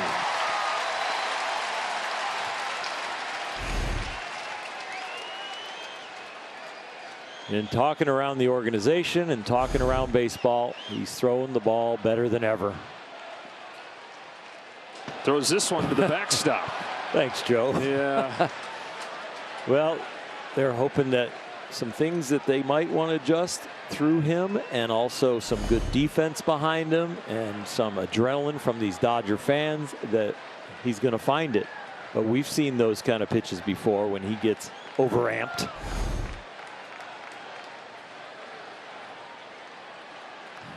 Second and third in a 2-2 game here in the 6th. Hesitation in the pitch, outside, ball 2. You got to remember, when Joe was working on a changeup in the offseason, he broke a window at his house experimenting with new grips. So every once in a while the ball does get away from him.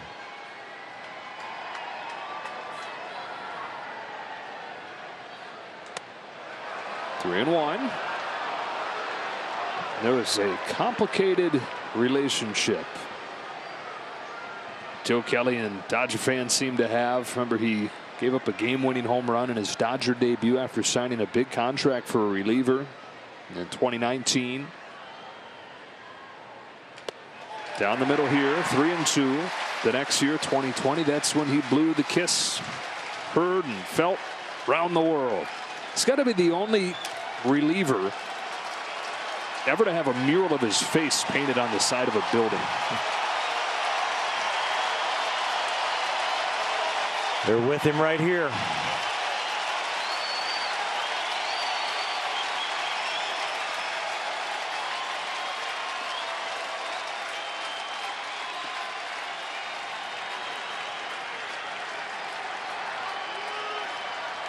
PitchCom issue.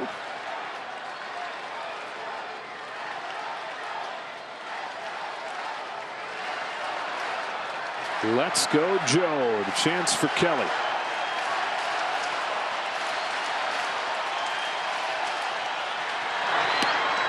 Just misses downstairs, and the bases are loaded. Hunter Wendelstedt behind the plate just didn't read the script. Yeah, he kind of robbed the folks of some drama there. We've got some more drama here, and it's still set up with bases loaded, 2 out, and we're going to get a visit from Mark Prior. We're going to get a pinch hitter from David Bell. Will Benson to pinch hit for Nick Senzel.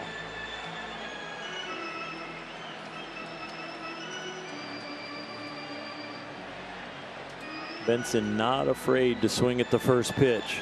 But Joe Kelly needs to get in the strike zone. He's got the great velocity at 99. He's got outstanding movement.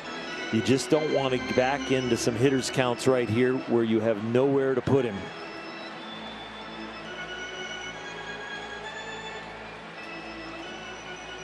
Will Benson, who got off to a nightmarish start this season, was sent down to AAA, has been one of the best hitters in the National League since coming back up at the end of May. Bases loaded in a tie game in the 6th. Kelly fires in the dirt, kicks away from Smith. Everybody holds.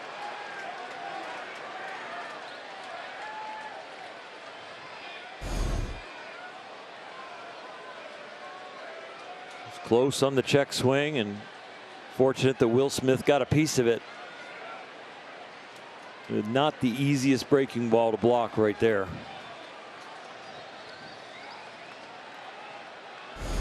Three straight 2-out base runners. Loaded them up for the Reds. That one bends in for a strike, 1-1. Some really good confidence to come back with back-to-back breaking balls after that first one.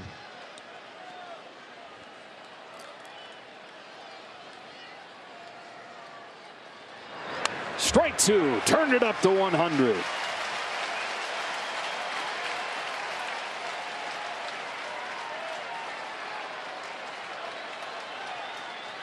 If you throw the breaking ball, don't throw a great one. Just throw one that's good enough.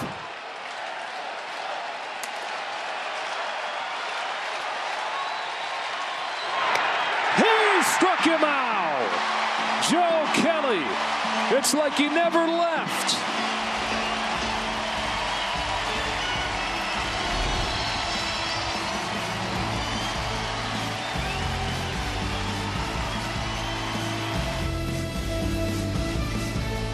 Sportsnet LA is brought to you by Nissan. At Nissan, we make cars that thrill. Experience the thrill for yourself today and shop NissanUSA.com.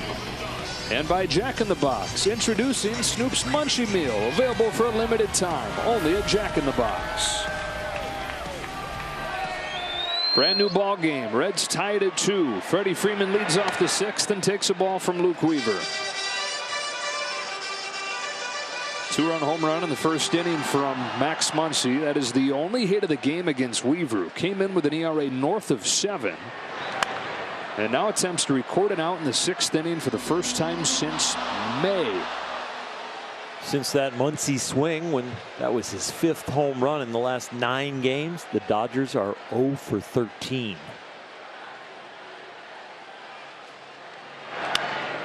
Freeman reaches out, hooks this one down the line, flirting with a foul pole, and not that far off. Man, I don't know how I got that much on it. Using that Gumby frame to lean out there and get it.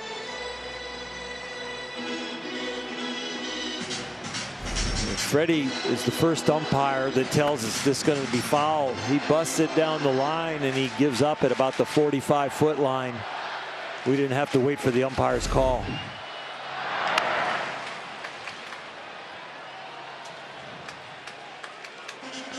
Action in the bullpen, the rubber arm Ian Jabot.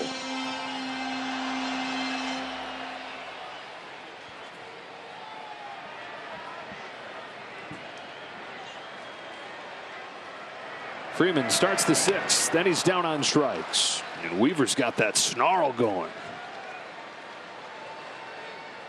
Starting to feel an old-time feeling. It's been such a rough year, but now he's feeling it, and he's getting it done.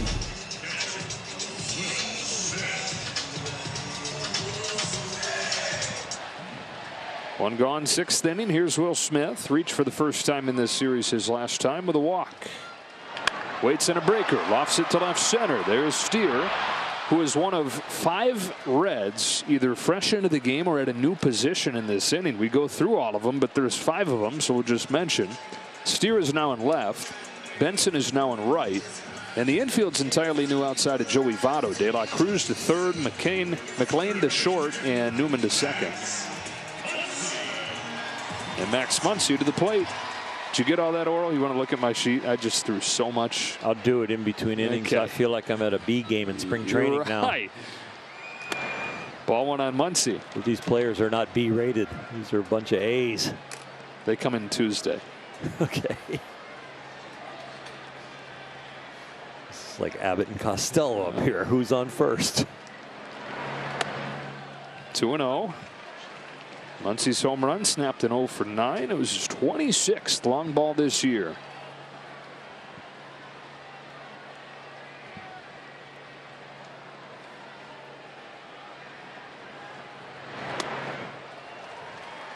He'll have the green light.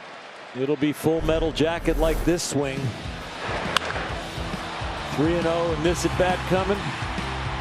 And that one, it turned into 2 runs. Green light and crushed down the line. Goodbye.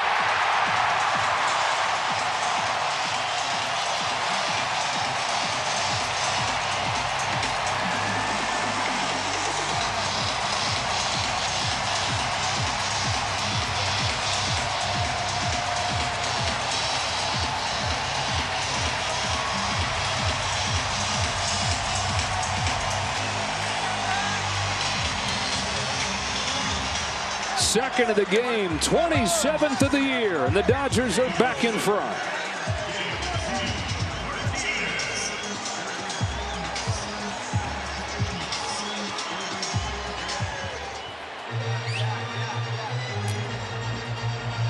Two hits for the Dodgers in this game, both of them home runs from Max Muncy, and it's 3-2 LA.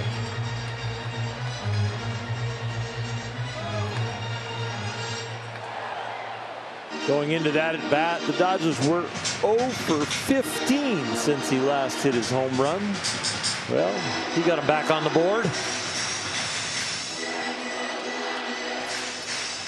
Tied with Mookie Betts for second in the National League, 27 homers.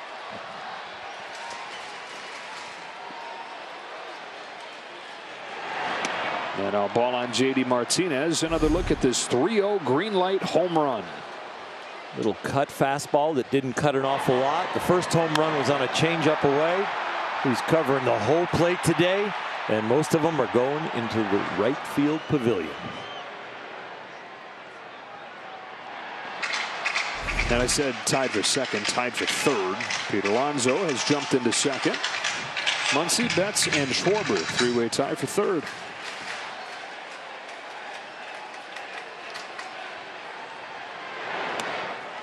2-0 on Martinez.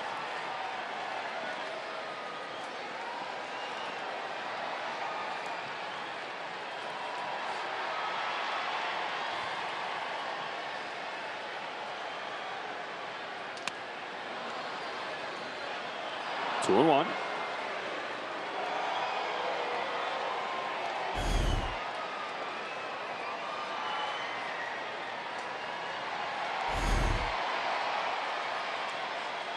Martinez 0 for 2 today. On this 2-1 from Weaver. He loads up and pops it up. Shallow center field for Kevin Newman, who's called off by TJ Friedl, and that's that for the Dodgers in the 6th. It's Max Muncy 3 and the Reds 2.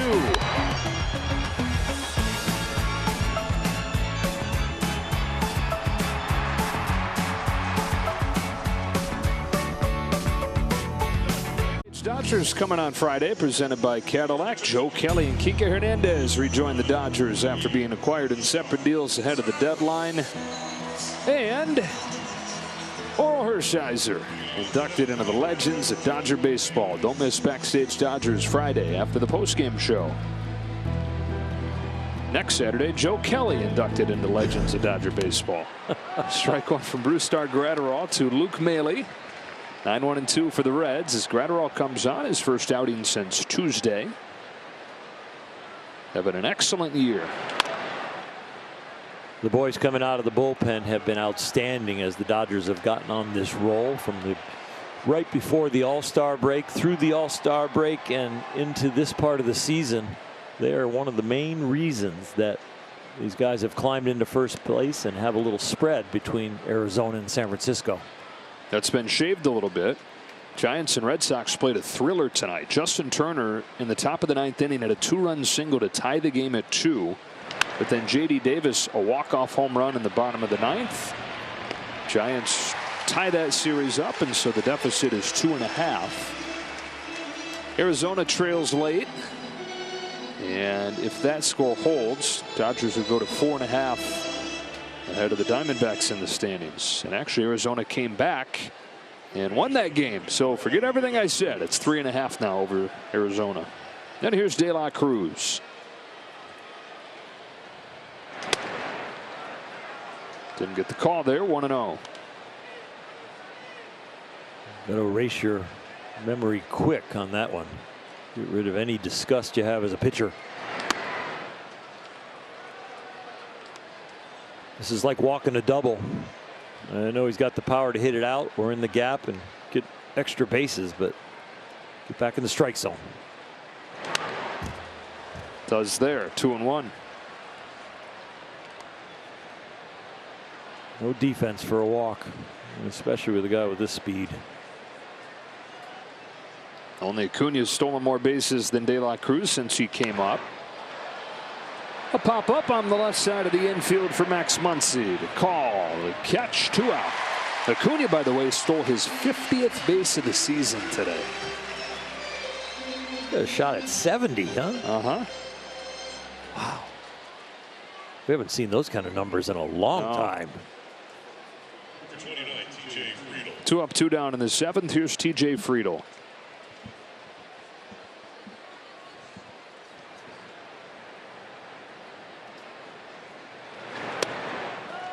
Boy, it's 100 and it's got like splitter movement. It's a very successful pitching laboratory. Rip and a miss, 0-2.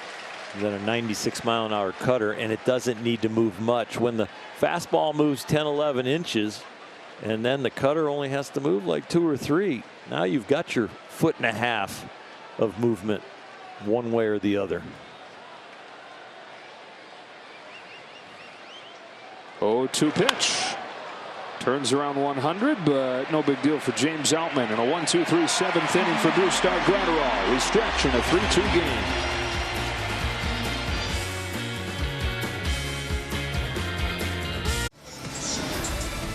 Dodger Baseball on Sportsnet LA is brought to you by Morongo Casino Resort and Spa. Less than 90 minutes from wherever you are. Good times. I know that when you thought about the long list of people you had to be sure to bring up during your speech, this guy was right at the top of the list. He really was, and still is, really. My baseball father. You know, he adopted me pretty much. He let me be involved in his life on and off the field, and taught me so very much, and especially giving me the nickname Bulldog, which Mark Cressy actually came up with that idea, and Tommy kind of, with creative license, took it. Jason Hayward pops first one back. Tommy put us in his office with Coach Peranowski and gave me a big long speech about your nickname, and your name is now going to be Bulldog, not Oral. And then he taught me how to act like it, and taught me how to be tough at the big league level, and believed in me, but really did adopt me as a son. And pretty much, if he was going to dinner and we had lost a few games, all I had to say is, last time Skippy took me to dinner, we got on a win streak, and I was at the table. There we go. Free dinner. Fernando Cruz on to pitch for the Reds. 1-2 on Hayward. Tommy had that kind of relationship with a lot of the players on the team, and you knew that you were somebody that he wanted on the team when he gave you a nickname. Dave Anderson was Honeydew. Franklin Stubbs was Cadillac. Hatcher was Hatch, of course. But so many nicknames and so many guys that they wanted. Benson a long way to go. He gets there. Speaking of Tommy, on Tuesday, giving away a Tommy Lasorda World Series ring presented by Security Benefit. Go to Dodgers.com/promotions for tickets. Those rings are impressive. I mean, they are not just little gumball machine rings. They are solid. I'll say this. I have in my office at home the real 2020 championship ring, and then also one of the giveaway rings. Right. I can't tell you how many times one of my kids has grabbed the giveaway ring because they know they're not allowed to touch the real one. And I've found them like tossing it up in the air and grabbed it and been like, oh, God. Oh, like it's. Oh, wait, okay, no, this is not the real thing. You would never know. No, they've done a great job on those. James Outman pulls it down the line, foul. Yeah, the giveaways here at Dodger Stadium, of course, help draw crowds, and they get people excited, like, I want to go to that game. But the giveaways are not cheap. I mean, these are like, the T-shirts are really good, all the different things that come. And of course, I can tell you that because my family says, you know, hey, can you bring home a few?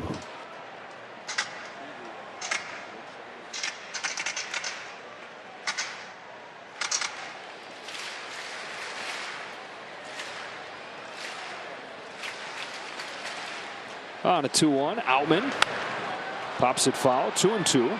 Speaking of cool giveaways, What do you got? Oh my gosh, Joe. hi. I don't like You having a scary good day? movies. Yeah, having a good day. 3-2. You know that Los Angeles is the bobblehead capital of the world? Did you just make that up? No, I'm just telling you that bobbleheads in Los Angeles with Dodger fans are some of the most popular giveaways in all of baseball and in all of sports. Nasty pitch there. Outman down on strikes. 2 gone in the 7th. It is an honor to have somebody make you a bobblehead, especially the Los Angeles Dodgers. And the only thing that's tough about it is that there's a lot of them to sign now. It'd be like you're back at the All-Star game having to sign all that stuff. Yeah. Chris Taylor fouls this one off. Holly Lang, who is a wonderful teacher in South Pasadena at Marengo Elementary School, has 250 plus bobbleheads in her classroom. That is, I hope, really good for the students.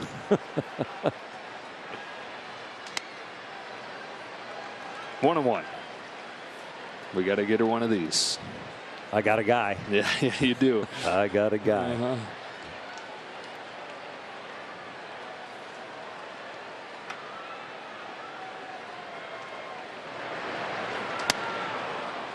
One and 2.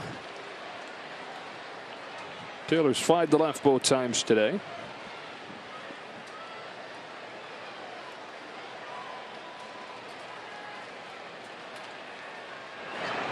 Yeah, and he's down on strikes here. Cruz goes right through the Dodgers in the 7th, and we move along to the 8th in a 1-run game. One more game in this series. It's Michael Grove against Graham Ashcraft tomorrow. And then the Oakland A's coming on Tuesday for a 3-game series. Kike Hernandez on defensively at second base for Chris Taylor. Brusdar Graterol stays in. Teeth of the lineup here. McLean and then Newman and Steer. This is not new territory for Graterol. He's gone more than 1 inning 5 times this season.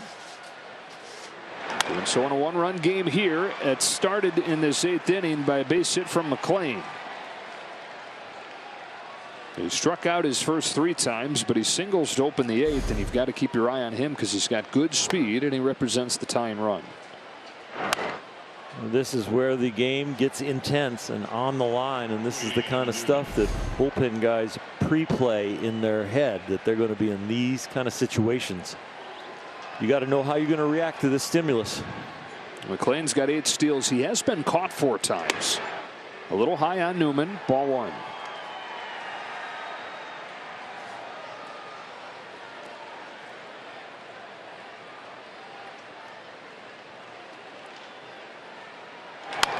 Bouncing ball.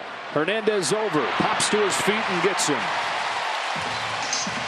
I think it was yellow shoes yesterday, and we got lime green ones, but they both know how to play. Yesterday it was the bat. Tonight it's the glove on defense late. Kike shows range. He shows his ability to gather it and pop up and record the out. And it sure has been special getting reacquainted with a couple old friends tonight and this week. Joe Kelly thrilling him, getting out of a jam. Kike Hernandez has 3 hits in his first 2 games with the team. And no matter what he did with the bat in his time here, not too many guys across baseball more dynamic defensively. Steer, strike 1. Tie and run in scoring position with 1 gone here in the 8th. You'd like to play back on the outfield grass if you're Miguel Rojas and Kike, but you can't with the new rules. So you got to show off your range.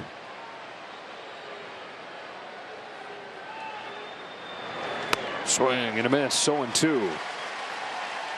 Steer tonight 1 for 3. Knocked in a run in the 2-run 6. Had a home run last night in the 8th inning. Has 15 total this year. The rookie on 0-2 fouls it off.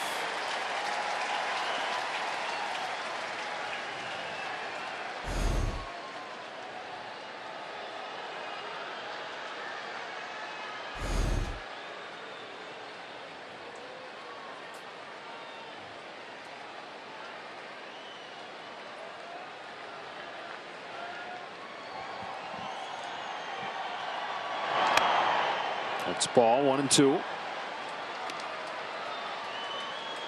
Well, the Reds can look up and see that the Brewers already lost tonight, and so the Reds at this minute are tied for first in the National League Central. 1 year removed from a 100-loss season. 1-2 to Steer. Fouls it off his foot. Dodgers can check and see that the Giants and the D-backs both won. And so Dodgers have to win to keep the lead at 3 over the Giants and 4 over the D-backs.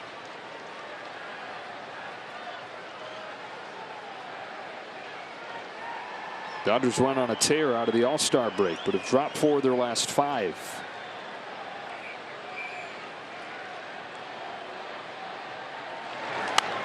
You wouldn't have picked, at least based on recent track record, Emmett Sheehan to be the stopper, because the Dodgers have given up 7 runs per game as they've dropped 4 of their last 5. But Sheehan, as good as he's looked in a long time, 5 scoreless innings. Reds got 2 against Ferguson in the 6th. Steer down swinging. 2 gone here in the 8th. A whole bunch of heaters, but the breaking ball is what puts him away, and that will be all as Dave Roberts takes a jog to the mound, this being the last pitch, but a very effective one for Brusdar Graterol. And that'll do it for Graterol. 2 gone. And like the other day, or like yesterday where David Bell went to his closer for more than 3 outs, Dave Roberts going to do the same here. Evan Phillips coming in. Pretty easy choice for the Dodgers today. Last 9 games for Max Muncy. Average above 300. 6 home runs in those 9 games, including 2 tonight. The only 2 hits for the Dodgers. All they've needed. 2-run shot in the first inning and a go-ahead solo shot in the 6th. And it's Evan Phillips looking for a 4-out save. He's got the stuff. He's got the endurance. He has not been overused, but he has been used very well because he has been the ace of the bullpen.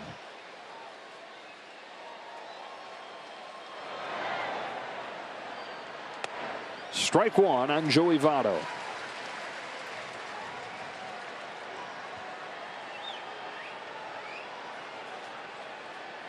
Votto's walked twice today. Tying run at second. Matt McLain has good wheels. 1 ball, 1 strike.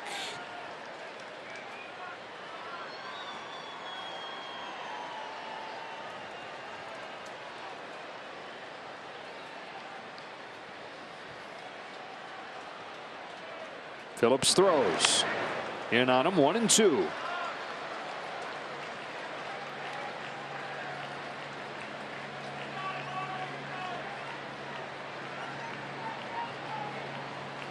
Phillips has tried to go more than 1 inning 4 times.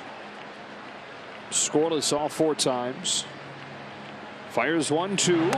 Votto leaves it upstairs and the count evens 2-2.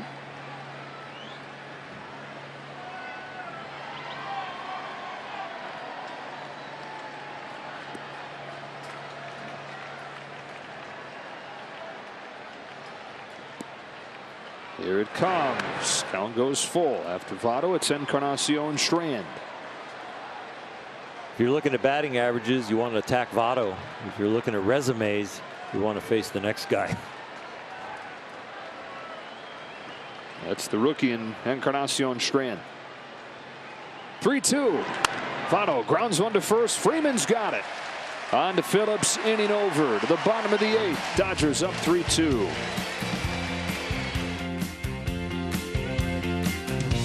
The stat is 7.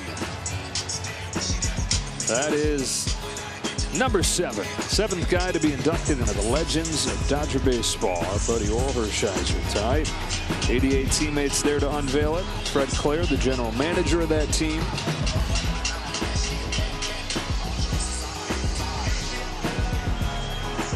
Special night, man. Rick Dempsey just whispered in my ear there, can I pick you up again? Like he did the last out of the World Series. Don't hurt yourself.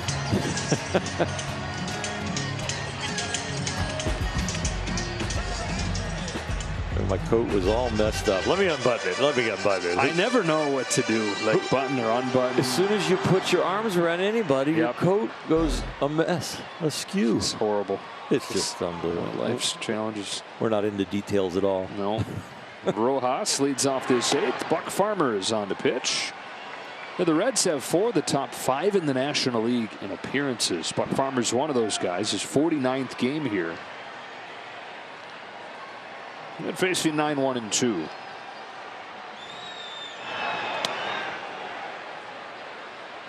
Rojas went around 1-1. Dodgers out hit the Reds last night, but had no home runs and lost. Reds out hitting the Dodgers tonight, 6-2. But the Dodgers are up 2-0 in the home run edge. That's what we're talking about early tonight. They had all those base runners yesterday. No home runs this season. When they don't hit a homer, they're 4-18. And Muncy's provided the pop in this game. Well, the offense is really smoothed out as far as their production because of their ability to hit with runners in scoring position. Early on in the season, it was a little bit boom or bust, and you'd have those 10-11 run games, and then the next night you might get shut out or only get 1 or 2. The reason it's smoothed out to 5 to 7 a game, these guys have started to hit with runners in scoring position for a long time. Last night was just kind of an anomaly with all the traffic they had, but couldn't drive people in. One of the things behind that is that they're swinging and missing way less than they were over the first few months of the year, especially early June. Now, there was a stretch there for a month where they were playing below 500 baseball, and they were striking out way more than they typically do, and that's an important category to keep an eye on. 5 of the last 6 World Series champions have been top 5 in the majors at avoiding swing and miss. The only exception to that, the Braves a couple years ago, is they just went out of their minds getting those few guys at the trade deadline, and Eddie Rosario does Eddie Rosario things. Everybody else, the last 6 years, if you don't make contact at a high level, you don't win at all. Well, you're facing the best teams and the most elite pitchers usually, and those guys are swing and miss guys. Those are guys that don't give up many home runs.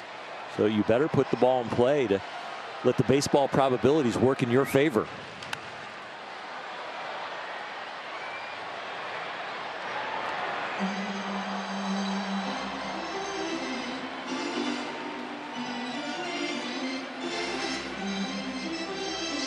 Peralta's 0 for 3 out of the leadoff spot in this game.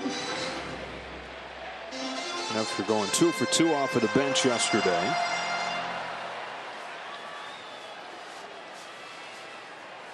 Oh, 2 from Farmer outside. Reds in the bottom of the ninth, or in the top of the ninth, have the bottom of the order. Encarnacion, Strand, Benson, and Maile.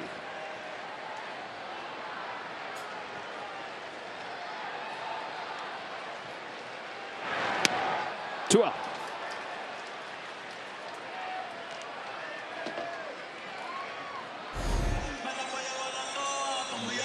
Good breaking ball. Starts almost thigh high, but ends up below the knees. That's what you call some depth. Freddie Freeman, perhaps his last chance here to extend his on-base streak.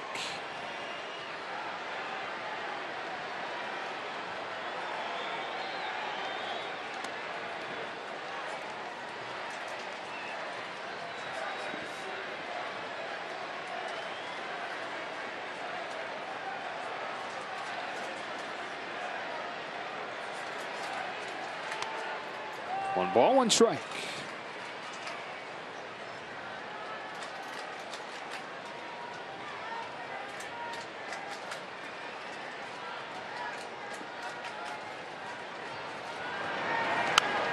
Got to go back to June 23rd against the Astros.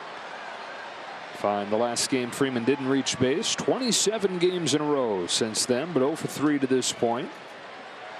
2 ground outs and a strikeout.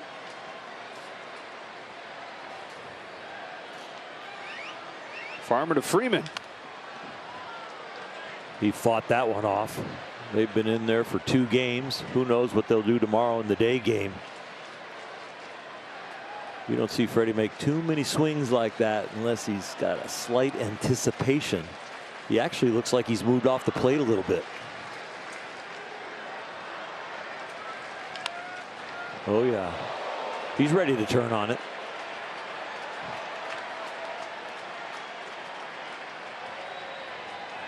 So if you're a pitcher, are you seeing that and staying away? Well, I got a 1-2 count here, so I've got a chance to set him up and maybe go away right now. Because even if I miss, I feel good about it. Yep. High fly left field, and Steer is there. That'll do it for the Dodgers in the 8th. Fasten those seatbelts. To the 9th we go. Evan Phillips trying to shut it down. California Volkswagen dealers, 2 hits, both of them home runs from Max Muncy, and at this point it's enough. Dodgers lead 3-2 to the 9th. The rest of the team is taking an over, but Max is carrying them tonight. And it's going to be up to Evan Phillips to try and make those home runs hold up. Phillips got the last out of the 8th inning. Bottom part of the order coming up for the Reds here. Encarnacion, Strand, Benson, and Maile. Trying to go more than an inning for the 5th time successfully this year in as many tries. So Encarnacion Strand, the rookie, who's 0 for 1 for 2 with a walk today. In his 11th big league game, takes way outside, ball 1. He has 1 home run in the major leagues. It was his first big league hit, pinch hit home run, for a guy who's hit 56 home runs as a pro in 220 games. And on him here, 1 ball, 1 strike. You may think I'm crazy, but it is really odd for relievers that come out of the bullpen, do their work, and then are done to walk out of the dugout onto the mound. It sometimes can take them a pitch or 2 or even a batter to go, okay, I'm back in the game. You just don't have the same adrenaline rush. You're not coming from the bullpen with your bullpen coach giving you an inspiring comment. There's nobody opening the gate and you're not hearing the clang of the fence. You're not jogging into fans that are cheering or on edge. It's a little different to sit on the bench with your teammates and then walk up the stairs and go back out to the mound. Ahead of the leadoff man, 1-2. Phillips comes back home. And it's lifted to right field for Jason Heyward. Will he have room? He will, just barely. 1 gone in the 9th. Yesterday we saw Freddie Freeman, Jason Heyward's best friend, use his height. Well, Jason uses his reach right here to record another out. And this is a big one here in the 9th.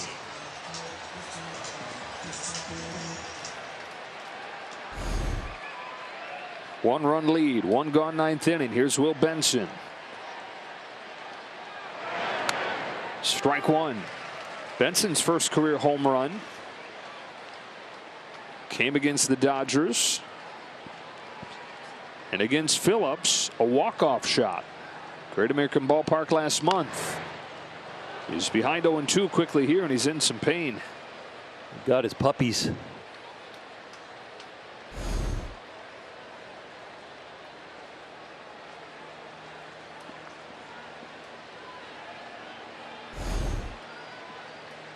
Hitters that hit a ball off their front foot usually have a tendency to stay back a little longer, so I wouldn't mind a heater right here. Phillips fires. Breaking pitchers low, 1-2. I think the scouting report says that he is a better fastball hitter than breaking ball hitter. The reason I said about the fastball is just because it's hard for them to get to their front foot knowing it's in pain. On 1-2, Benson fouls it off, stays to the ball and 2 strikes. Here's that home run we were talking about. What a way to get your first. And that was after the Joey Votto clinic on how to prepare for a game and a season. You've got to get a regimen, young man. Another 1-2 to Benson. Strike 3 called, 2 gone. You may be able to turn around a fastball, but I can turn a baseball into the strike zone. And that's what he does right there. A little backdoor slider, catches the outer half. The second big out. 3 up, 3 down for Phillips. Pinch hitter coming up for the Reds. It's Tyler Stevenson. Pinch hitting for Luke Maile.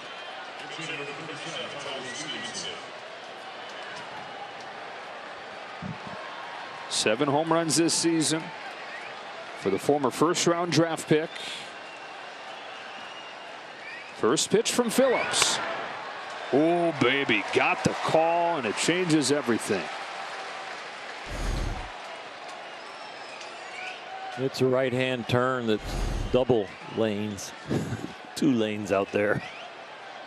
0-1. Here it is. Line drive over Rojas. Tying run reaches. Seemed to hang in the air for an eternity given the context. He went up as high as he could, and I was just hoping when he came down without the ball he wasn't going to get hurt. He comes down a little bit awkwardly, but he's fine. Reds have a base runner. Dodgers still have a shortstop. And that context is that the tying run is aboard, and Elly De La Cruz is up with 2 gone in the 9th inning.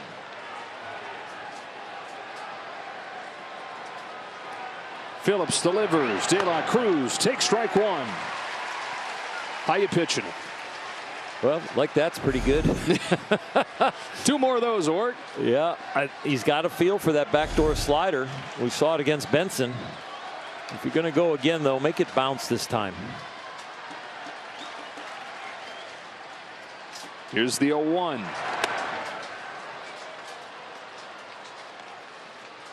Slumping hitters with great talent are dangerous. You've got to treat him like he's on a hot streak. Tying run at first. Go ahead run at the plate. Reds down to their last out. Here's a 1-1 from Phillips. De La Cruz pops it into left center field. This should do it. There's Peralta. Ball game. Dodgers win 3-2. Evan Phillips gave him what he was looking for, but put it in a hard place to hit. Way to keep it below the knees and record this pretty long save. Great day, Max Muncy. Great day, Oral Hershiser. 3-2 the final score on Oral Hershiser Legends of Dodger Baseball Induction Night. Dodgers tie the series at a game apiece. It'll be a rubber match tomorrow as the Dodgers send Michael Grove to the mound. For Hershiser, Kirsten Watson, and the rest of our crew, Joe Davis saying so long from Dodger Stadium. For now, stay tuned for Access Sportsnet Dodgers, and we'll talk to you tomorrow.